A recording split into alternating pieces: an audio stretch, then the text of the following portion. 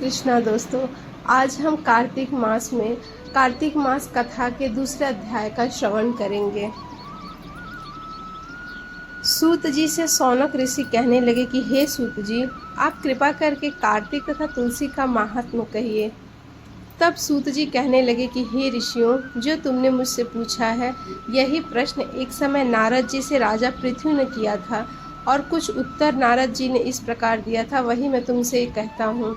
एक समय राजा पृथु नारद जी से कहने लगे कि नारद जी, भगवान को तुलसी इतनी अधिक क्यों प्रिय है, आप इसका महात्म्य कहिए। तब नारद जी कहने लगे कि एक समय राजा बहुत से देवताओं और अप्सराओं सहित महादेव जी के दर्शन को गए।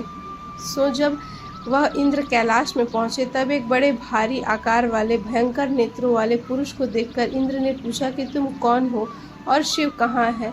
जब कई बार पूछने पर भी उसने कोई उत्तर नहीं दिया, तो इंद्र ने क्रोध में आकर अपना वज्र उसके कंठ पर मारा, जिससे उसका कंठ नीला हो गया, परंतु इंद्र का वज्र भी वहीं भस्म हो गया।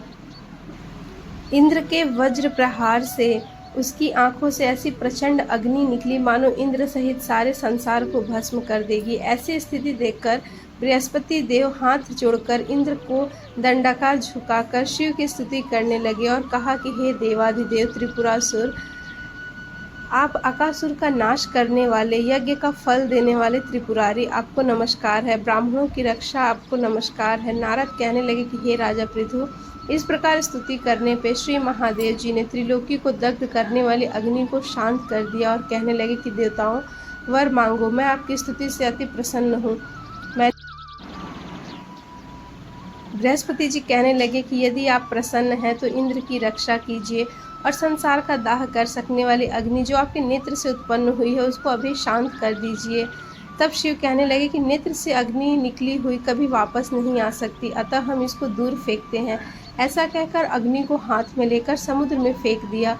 वह गंगा सागर में जाकर गिरा और एक बालक के रूप में उत्पन्न हुआ, जो बालक उत्पन्न होते ही रोने लगा।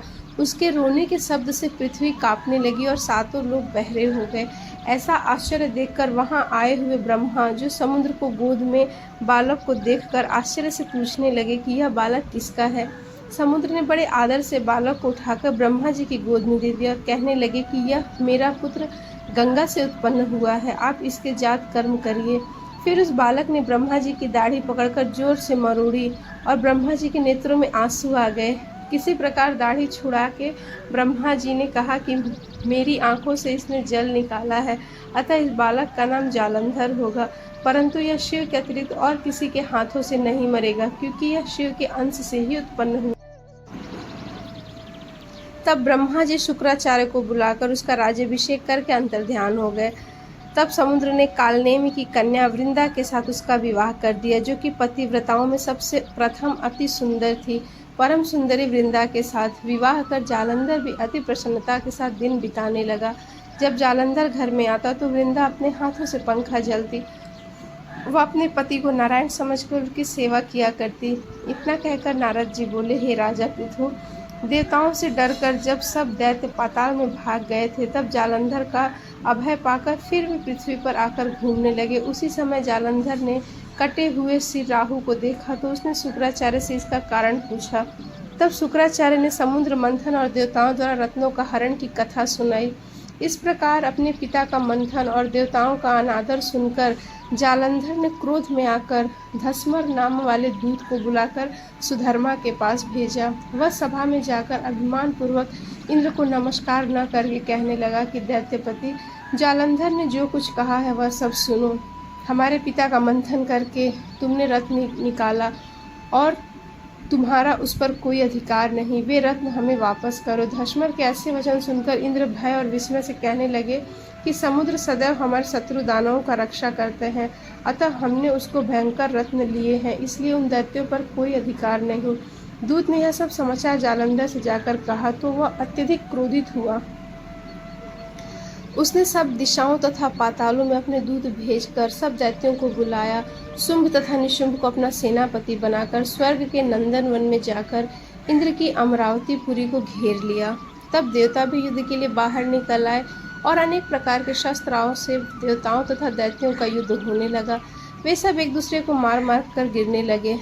तब हर तरफ रुधिर बहने लगा। इधर युद्ध में मारे गए दैत्यों को शुक्राचार्य अपनी संजीवनी विद्या से जीवित करने लगे और बृहस्पति जी भी द्रोणाचल के दिव्य औषधियों द्वारा देवताओं को जीवित करने लगे। तब जालंधर दैत्य ने अपने अनुचरों को द्रोणाचल पर्वत को समुद्र में फेंक देने का आदेश दिया। तब दैत्यों ने द्रोणाचल पर्वत को उठाकर समुद्र में फेंक दिया, फिर आकर संग्राम करने लगे। जब देवताओं को जीवित करने के लिए औषधि लेने बृहस्पति जी गए तो दिव्य पर्वत को न देखे और देवताओं का दैत्यों के द्वारा निरंतर संहार होते देखकर वे घबराकर कहने लगे कि देवताओं, शीघ्र ही यहाँ से भागो। यह दैत्य शंकर के अंश से उत्पन्न हुआ है, अतः वह तुमसे नहीं मरेगा, वह केवल शिव जी के हाथों ही मरेगा। गुरु बृहस्पति के ऐसे वचन सुनकर देवता दशों दिशाओं में भागने लगे। सब देवों के भाग जाने पर जालंधर इंद्र की पूरी अमरावती शुंभ निशुंभ के अधिकार में सौंपकर स्वयं देवताओं का पीछा करने के लिए सुमेरु पर्वत की ओर भागा। इंद्र आदि देवता सब जालंधर को फिर आता हुआ देखकर भगवान विष्णु की स्तुति करने लगे। वे बोले, हे मक्ष कक्ष आदि अनेक रूप धारण करने वाले, भक्तों का दुख नाश करने वाले, हे सृष्टि के पालनहार, हम आपको नमस्कार करते हैं। भगवान विष्णु देवताओं की स्तुति सुन और उनको दुखी जानकर शीघ्रता से उठ गरुड़ पर सवार होकर जाने लगे। तब लक्ष्मी जी ने पूछा कि आप कहाँ जा रहे हैं? तब उन्होंने उत्तर दिया कि तुम्हारे भाई जालंधर से पीड़ित देवताओं की सहायता के लिए जा रहा हूँ। तब लक्ष्मी जी कहने लगी कि भगवान, मैं आपकी परम प्रिय हूँ, तब आप मेरे भाई को कैसे मारेंगे? तब भगवान ने कहा कि शंकर से उत्पन्न और ब्रह्मा जी के वचन से हम जालंधर को कदापि नहीं मारेंगे। ऐसा कहकर शंख चक्र और खड़ग लेकर जालंधर के साथ युद्ध के लिए भगवान चल दिए। पवन से पीड़ित दैत्यों को देखकर जालंधर को अत्यधिक क्रोध आया, वह भी विष्णु के सम्मुख युद्ध को आया। उस समय भगवान विष्णु और जालंधर दैत्य को महाघोर युद्ध हुआ। आकाश मेघों की तरह बाणों से ढक गया। जालंधर ने गरुड़ के मस्तक पर गदा मारी, जिससे गरुड़ मूर्छित हो गया। भगवान ने उसकी गदा को अपनी तलवार से काट दिया। फिर दोनों के बीच में मल्ल युद्ध हुआ। जालंधर ने भगवान की छाती पर मुक्का मारा। उस समय भगवान और जालंधर के इस घोर युद्ध को देखकर सारा संसार भयभीत हो उठा। तब भगवान विष्णु ने कहा कि हे दैत्यराज, तुम्हारा और हमारा युद्ध ठीक नहीं है, क्योंकि तुम लक्ष्मी के भाई हो। तब जालंधर ने कहा, यदि आप प्रसन्न हो तो मुझको यही वरदान दे कि लक्ष्मी जी के साथ आप अपने सभी गुणों सहित मेरे घर में वास करो। तब भगवान ने एवं मस्तु, ऐसा ही हो, ऐसा कहकर भगवान लक्ष्मी जी सहित जालंधर नगर में चले गए। तब जालंधर देवताओं के स्थान पर सब दैत्यों को नियुक्त करके जालंधर नगर में निवास करने लगा। देव, गंधर्व, किन्नर, यक्ष आदि के पास जो भी रत्न थे वे सब अपने अधिकार में करके निशुंभ को शासन करने के लिए पाताल में भेज दिया। वहाँ उसने शेष आदि नागों को वश में कर लिया। इस प्रकार जालंधर देव, गंधर्व, किन्नर, यक्ष और मनुष्य सबको अपनी प्रजा बनाकर पुत्र के समान धर्म नीति से उनका पालन करते हुए त्रिलोकी का राज्य सुख भोगने लगा। नारद जी बोले, हे राजा पृथु, एक समय भगवान के दर्शन करने तथा जालंधर की राज्य लक्ष्मी देखने के लिए हम भी वहाँ गए। तो नारद जी के वहाँ जाने पर आगे क्या होता है, यह कथा हम कल की कथा में जानेंगे। तो आज के कार्तिक मास के महात्म कथा अध्याय 2 यहीं समाप्त होता है। कल की कथा हम कल श्रवण करेंगे। हरे कृष्ण।